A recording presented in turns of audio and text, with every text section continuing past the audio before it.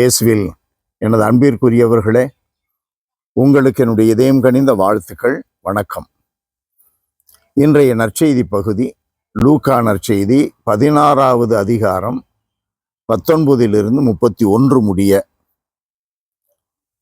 ஆண்டவர் இயேசு ஒரு ஓமையை சொல்லி நமக்கு பாடம் எடுக்கிறார். செல்வர் ஒருவர் இருக்கிறார், ஆடம்பரமாக உடை உடுத்துபவர், தினந்தோறும் விருந்தாடுபவர். மற்றொரு பக்கம் லாசர், ஏழை லாசர், உணவின்றி தவிப்பு அவரிடம் இருந்தது. செல்வர் அவருக்கு எதையும் ஈயவில்லை. ஈகை குணம் இல்லாத மனிதன் கடவுள் முன் ஒன்றுமில்லாத மனிதன். ஏழையை அவனால் கவனிக்க முடியவில்லை, ஆனால் தினந்தோறும் விருந்தாடுகிறான். அருகிலேயே இருக்கிற ஏழையை கவனிக்க அவனுக்கு கண்ணில்லை, பார்வை இல்லை. கண்ணிருந்தும் குருடர்களாய், காதிருந்தும் செவிடர்களாய் இருப்பவர்கள் இவர்கள்தான். எபேசியர் 4:19 வாசிக்கிறோம், அவர்கள் மந்த புத்தி உள்ளவர்கள், மரத்து போன இதயம் கொண்டவர்கள். அன்பானவர்களே, கடைசி முடிவு என்னவாக இருக்கிறது? ஏழை லாசர் இறந்தான், விண்ணகத்திற்கு எடுத்து செல்லப்பட்டான்.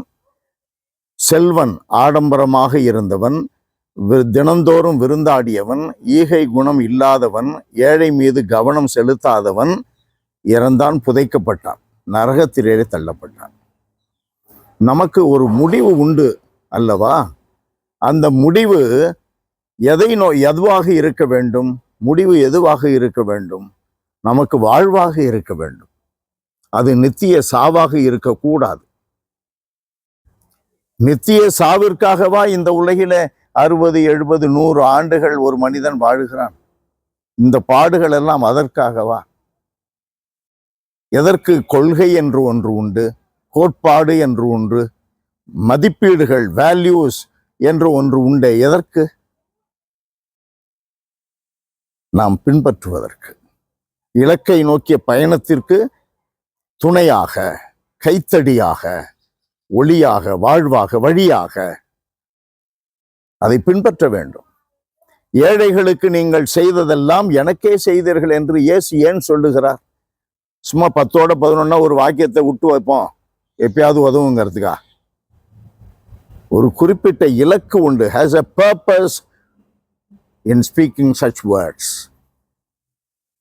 அன்பு நிறைந்த எங்கள் இறைவா, உம்மை போற்றி புகழுகிறோம், தாழ்மையோடு ஆராதிக்கிறோம். ஆண்டவரே, நாங்கள் ஏழைகளாக இருந்தாலும் அடுத்த ஏழையை குறித்து நாங்கள் அக்கறை கொண்டவர்களாய், அன்பு கொண்டவர்களாய், பகிர்வு மனப்பான்மையுடன் அவர்களுடன் பகிர்ந்து வாழ்பவர்களாய் இருக்கின்ற வரத்தை எங்களுக்கு தந்தருளும்.